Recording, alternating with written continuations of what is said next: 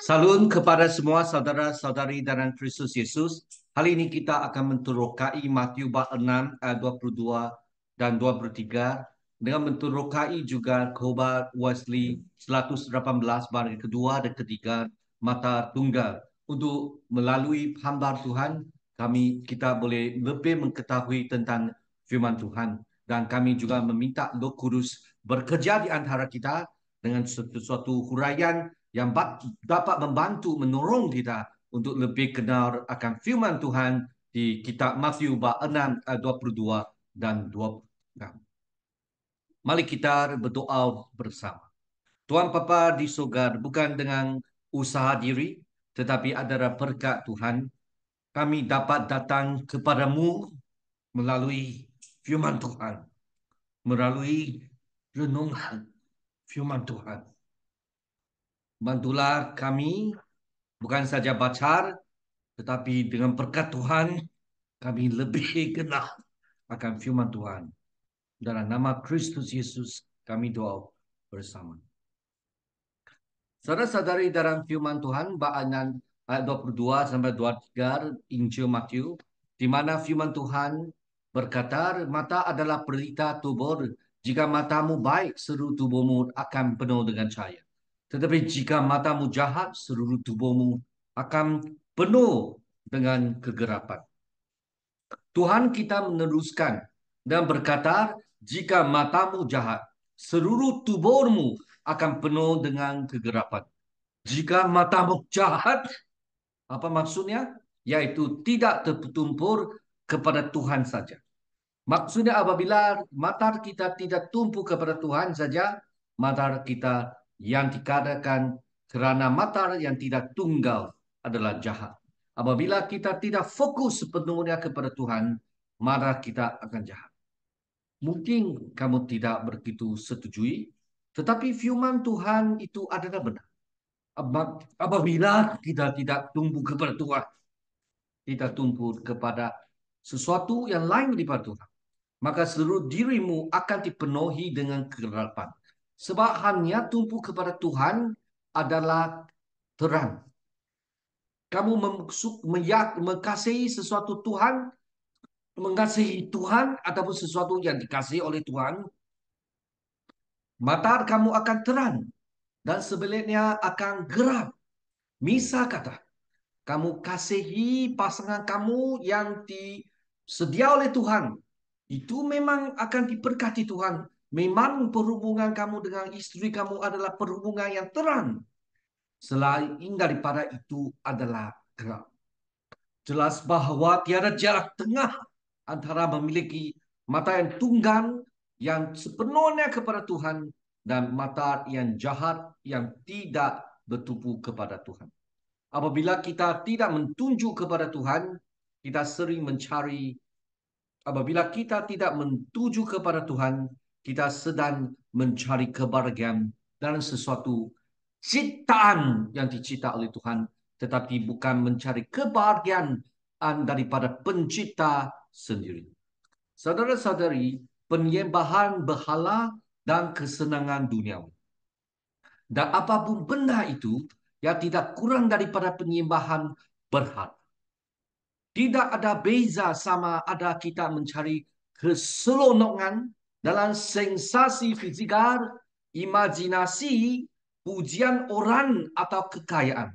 Semua ini adalah bentuk di mana Rasul Yohanes wujud sebagai kasihi dunia. Mata itu jahat jika ia mencari mana-mana perkara itu atau apapun yang dibawa matahari. Selain Anda mengejar apa-apa di bawah Tuhan, seluruh jiwa Anda dan perjalanan hidup Anda akan dipenuhi dengan kegelapan. Anda akan dikelilingi oleh kejahilan tentang diri sendiri, kejahilan tentang kepentingan sebenar Anda, dan kejahilan tentang hubungan Anda dengan Tuhan. Awan kegelapan yang boleh dirasakan. Dan selagi fokus jiwa Anda kekal kepada perkara-perkara yang lebih rendah itu, kegelapan ini akan terus mengeliling dan mengkelamkan Anda. realiti yang menyedihkan. Banyak-banyak contoh realiti yang menyedihkan ini yang kita lihat di sekeliling kita. Mereka yang matanya tidak tunggal sama sekali, tidak tahu tentang sifat sebenar iman atau agama. Kejahilan di kalangan orang yang dianggap baik. Beberapa ramai orang, bahkan mereka dianggap secara moral baik. Mereka yang hidup secara luaran tidak salah. Sama jahilnya tentang diri mereka sendiri. Tentang Tuhan dan tentang apa erti menyembah Dia dalam roh dan kebenaran. Seorang-orang mereka bukan orang Kristian atau bahkan menyembah berhala. Namun orang-orang ini tidak kekurangan kecerdasan semenjak. Malah sesetengah daripada mereka telah mentingkatkan kebolehan intelektual mereka melalui pendidikan yang baik, memperolehi kekayaan pembelajaran yang mendalam dan pelbagai. Tetapi betapa mereka sama sekali tidak sedar tentang Tuhan dan perkara-perkara Tuhan. Mereka tidak mempunyai pengetahuan tentang realiti yang tidak kelihatan atau abadi dan kekal. Saudara-saudari, namun orang-orang ini sedemikian. Mengapa mereka terus berada dalam keadaan kejahilan yang menyedihkan ini? Ini hanya kerana mata mereka tidak tunggal. Mereka tidak fokus kepada Tuhan. Dia tidak dalam fikiran mereka. Mereka tidak menginginkan surga maupun membeli sebarang pertimbangan kepadanya. Dan dengan itu mereka tergeram serendah kedalaman neraka. Kerana mata mereka tidak tunggal, mereka sejauh mungkin dari kesucian sejati mereka, dari pengetahuan yang bermakna. Ketidakbiasaan mereka dengan iman yang benar dan penting berasal dari kekurangan fokus kepada Tuhan ini. Tidak kira betapa percaya. Mereka dalam bidang lain tidak kira betapa terpelajar atau terboris dalam pelbagai cabang budaya sopan. Tidak kira betapa sopan atau berkemanusiaan mereka jika mata mereka tidak hanya tertumpu pada Tuhan. Mereka tidak dapat mengetahui agama yang diwahyukan dalam kitab suci. Mereka tidak sedar apa maksud kesucian Kristen, apatah lagi cara untuk mencapainya. Bagaimana untuk dilahirkan semula, atau apa yang berlaku dalam semasa transformasi pembaharuan ini. Mereka tidak tahu lebih daripada haiwan di padang tentang perkara ini. Adakah mereka bertaubat dan percaya kepada Injil Kristus Yesus? Lebih-lebih lagi mereka tidak memahami apa maksudnya untuk dipembarui dalam roh fikiran mereka, diubah menjadi image Tuhan yang mencipta mereka. Oleh kerana tiada pengalaman tentang perkara ini, mereka tidak dapat membayangkan sama sekali. Jika anda menyebutnya, mereka mungkin memberi respon seperti, terlalu banyak agama telah membuatkan anda gila. Tidak kira pencapaian mereka, mereka tetap sama sekali tidak memiliki satu-satunya iman yang penting di hadapan Tuhan. Selagi mata mereka tidak tunggal, mereka sejauh daripada kebahagiaan sejati sebagaimana mereka jauh dari kepada kesucian. Mereka mungkin pada masa-masa tertentu mengalami mimpi kepuasan yang sekilas. Sama ada daripada kekayaan, kehormatan, keseronokan atau perkara-perkara sementara lagi yang ditawarkan oleh dunia ini. Tetapi tiada satu pun daripada ini dapat memenuhi keinginan jiwa yang abadi. Malah semua ini digabungkan tidak dapat membeli elemen asal kebahagiaan, ketenangan kepada jiwa yang dicipta oleh Tuhan untuk dirinya. Jiwa yang lapar seperti lebar yang sibuk. Terbang dari satu bunga ke bunga yang lain. Tetapi meninggalkan setiap satu dengan rasa harapan yang tidak terpenuhi dan jangkaan palsu. Setiap ciptaan berseru, sama ada dengan kuat atau senyap, kebahagiaan tidak ada dalam diri saya. Dari puncak tertinggi hingga kedalaman terdalam. Telinga yang pekar dapat mendengar peristihaan. Pencipta tidak meletakkan dalam diri saya keubahan untuk membelikan kebahagiaan. Jadi kita tidak kira berapa banyak usaha atau kemahiran yang anda gunakan, anda tidak dapat mengekstraknya daripada saya. Sesungguhnya semakin banyak orang berusaha untuk mencari kebahagiaan dalam perkara-perkara duniawi, semakin pahit dan pasti kekecewaan mereka akan menjadi. Tetapi sementara orang ramai mungkin gagal menemui kebahagiaan dalam keseronokan dunia yang kosong. Bolehkah ia tidak ditemui dalam pembelajaran? Walaupun bagi seseorang yang matanya tidak tinggal, sudah tentu kepuasan jiwa mesti datang daripada pengetahuan. Kerana untuk mengetahui adalah sifat yang seperti Tuhan. Sama sekali tidak, malah telah diperhatikan sepanjang sejarah bahawa mereka yang memiliki pembelajaran paling banyak sering menjadi yang paling tidak berpuas daripada semua. Ini menyebabkan seseorang yang sangat terpelajar mengisytiharkan setiap bodoh mungkin menemui sejenis sogar di bumi. Walaupun ini adalah salah faham yang besar, tetapi seorang bijak tidak mentui apa-apa. Mereka yang memiliki pembelajaran yang hebat seringkali merupakan orang yang paling tidak puas dan tidak sabar. Sesungguhnya pembelajaran secara semula jadi cenderung menghasilkan kesan ini. Seperti yang dikatakan oleh Rasul Paulus, pengetahuan menjadi sombong. Tetapi di mana kebanggaan wujud, kebahagiaan tidak dapat wujud. Kedua-duanya sama sekali tidak serasi. Realiti ini membawa kita kembali kepada renungan yang menyedarkan bahawa tanpa iman yang benar, bahkan pengetahuan yang terpersa adalah sia-sia. Kesia-siaan kebijaksanaan. Apa gunanya, wahai akal, untuk menjadi bijak, untuk melihat dengan lebih jelas kehidupan hidup, untuk menggerut dengan wawasan yang lebih tajam, dan untuk merasakan kesakitan dengan kepakaan yang lebih besar. Sekarang kita sampai kepada pertimbangan perkara ketiga, yaitu soalan penting yang diajukan oleh Tuhan kita. Jika cahaya di dalam kamu adalah kegelapan, betapa besarnya kegelapan ini. Maksud mudah pernyataan ini adalah prinsip. Jika prinsip yang sepatutnya memberi cahaya kepada seluruh jiwa Anda, sama seperti mata memberikan cahaya kepada tubuh, menjadi gerak, ditetapkan ke arah yang salah dan tersalah anggap kegelapan sebagai cahaya. Betapa besarnya kegelapan itu, betapa menggeringkan akibat daripada keadaan sedemikian. Untuk melihat ini dengan lebih jelas, mari kita lihat beberapa contoh khusus. Pertimbangan seseorang bapa yang sedang memilih kejayaan untuk anaknya.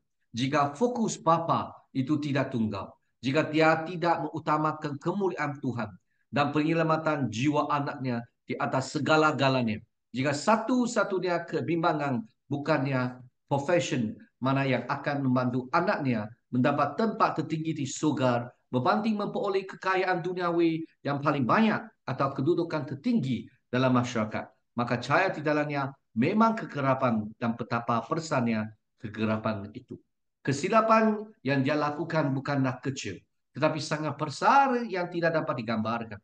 Adakah anda benar-benar lebih suka anak anda menjadi orang yang berjaya di bumi, tetapi dihukum ke neraka, berbanding menjadi tukang kasut yang rendah hati di bumi, tetapi menjadi orang kudus yang mulia di surga? Jika anda tidak boleh, maka kegelapan yang meliputi jiwa anda adalah sangat penting di luar unggur.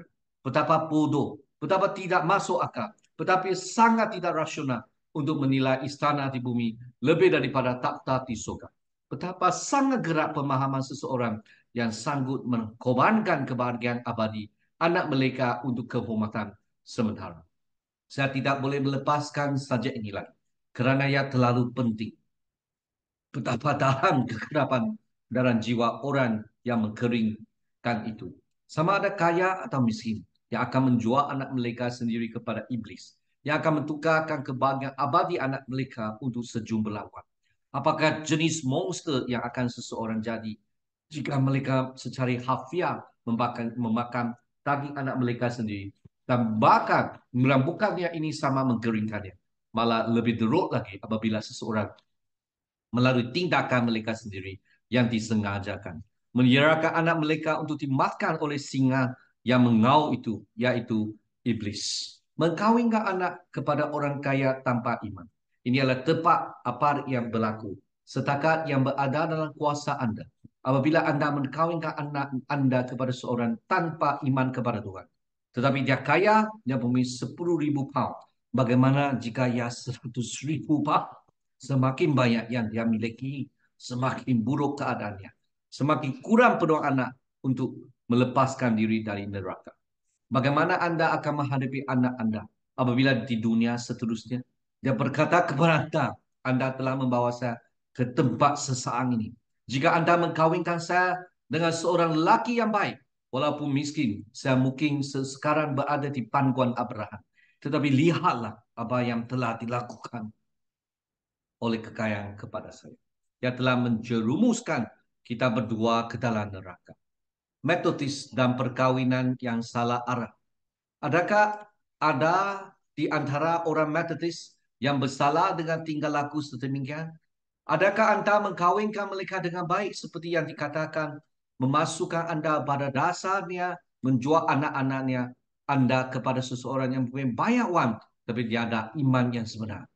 Adakah cahaya di dalam diri Anda juga kegelapan? Adakah Anda meletakkan Tuhan di tempat kedua selepas kekayaan? Adakah Anda kekurangan semua pemahaman? Adakah Anda tidak beraja apa-apa daripada segala yang telah Anda dengar? Amaran terhadap berkahwin untuk kekayaan. Pertimbangan dengan teliti yang Anda lakukan. Adakah Anda berani menjual anak Anda kepada syaitan? Anda pasti melakukannya sekadar yang bergantung kepada Anda. Apabila Anda mengkawinkan anak lelaki atau perempuan Anda kepada orang kaya yang tidak mempunyai iman, tidak kira berapa banyak emas atau perak yang mereka miliki, berhati-hatilah pada masanya. Berwaspadalah terhadap umpan yang menarik. Kematian dan neraka tersembunyi di bawahnya. Pilihlah ramat yang berbanding dengan emas, kemudian sugar, berbanding kekayaan duniawi. Jika Anda tidak melakukannya, Anda lebih teruk daripada orang Kanaan sendiri. Orang Kanaan versus melawan ibu bapa moden yang sesat. Mereka hanya membuat anak-anak mereka melepas si api kepada mulut. Tetapi Anda menghantar anak-anak ke dalam api kekal yang tidak akan pernah padam. Oh, betapa besarnya kegerapan yang membuat Anda. Selepas melakukan perkara sedemikian, menggeram mulut Anda dan berkata, saya tidak melakukan kesalahan. Mari kita lihat contoh lain. Serupa dengan yang pertama. Bangga seorang pemuda yang telah menyelesaikan pengajian di universiti dan kini ingin memasuki pelayanan. Apakah tujuan dalam melakukan ini? Apakah matlamat akhir yang ada dalam fikirannya? Jika mata tunggal, jika niat tunggal adalah untuk menyelamatkan jiwanya sendiri dan jiwa-jiwa mereka yang mendengarnya untuk membawa sebanyak mungkin orang berdosa dari kegelapan ke dalam cahaya Tuhan yang mentajukkan, maka dia berada di dalam jalan yang betul. Tetapi jika matanya tidak tunggal, jika dia mencari keselesaan, kehormatan, wang atau prestigious, dunia mungkin memanggil bijak, tetapi Tuhan memanggilnya bodoh. Dan jika cahaya di dalamnya adalah kegelapan, betapa besarnya kegelapan itu. Apakah kebodohan yang sedanding dan kebodohan seseorang yang kursus didedikasikan kepada Tuhan, namun menetapkan fikiran pada perkara-perkara duniawi? Paturi duniawi. Seorang paturi yang duniawi adalah orang bodoh yang paling besar. Orang-orang seperti ini, paturi yang malas, suka bersenang-senang, cintai wang, mencari pujian adalah sebab mengapa golongan paturi sering dipandang rendah. Individu ini adalah aib kepada dunia Kristian dan bau busuk di hidung Tuhan. Orang-orang seperti inilah yang menyebarkan Saint Chrysostom berkata, neraka dilapisi dengan jiwa-jiwa patri Kristian. Wanita muda memilih kekayaan berbanding dengan iman. Berbanding pertimbangan kes lain. Andalkah seorang wanita muda yang bebas dari segi keuangan dipinang oleh dua lelaki. Seorang kaya tetapi kurang beriman. Dan seorang lagi miskin tetapi seorang penganut sejati. Apa yang harus kita katakan? Dia memilih lelaki yang kaya berbanding dengan lelaki yang saleh. Jelas sekali matinya tidak tunggal. Dan hatinya bodoh telah digerakkan. Betapa pesannya kegerapan yang membawa untuk menghargai emas dan perak, melebihi kekudusan untuk mendapati anak iblis, lebih menarik kerana wangnya berbanding dengan anak Tuhan tanpa wang. Apa rekan perkataan yang boleh menyatakan dengan tepat kebodohan pilihan sedemikian? Kak, betapa dia akan menjadi bahan tertawa kecuali dia bertaubat dengan mendalam kepada semua iblis di neraka. Apabila teman kayanya menyeretnya ke dalam sisaan yang sama. Adakah di antara kamu yang berdiri di hadapan Tuhan hal ini, yang terlihat dalam perkara-perkara ini, Izinkan saya berkata secara terus terang dan langsung kepada hati nurani Anda di hadapan Tuhan. Anda yang telah diamanahkan dengan anak lelaki atau perempuan. Adakah mata Anda tunggal apabila memilih pasangan hidup untuk mereka? Apakah kualiti yang Anda cari dalam menantu lelaki dan perempuan Anda? Adakah agama atau kekayaan? Yang manakah yang Anda utamakan? Adakah Anda berfikir sama seperti orang kafir zaman dahulu yang berkata, cari wan dahulu, biarkan kebajikan datang kemudian. Bersikap jujur dan bawa perkara ini ke dalam kesimpulan. Adakah Anda lebih suka mempunyai seorang kafir yang kaya dan tidak bertuhan? Atau seorang Kristian yang setia tanpa kekayaan sebagai pasangan anak Anda? Memilih antara kekayaan dan iman. Adakah Anda lebih suka anak iblis dengan harta yang besar atau anak Tuhan yang tidak mempunyai apa-apa? Adakah Anda lebih suka memilih seorang roh atau gentleman yang secara terbuka mempamerkan iblis dalam hatinya atau seorang peniaga Anda yang Anda percaya Kristus bersemayam dalam hatinya? Oh, besar betapa besarnya kegelapan yang membuat Anda lebih suka anak iblis daripada anak Tuhan. Apakah yang menyebarkan Anda memilih kekayaan dunia yang sementara, yang seperti bayang-bayang berbanding kekayaan kekal kemuliaan Tuhan? Metodis dan fokus duniawi.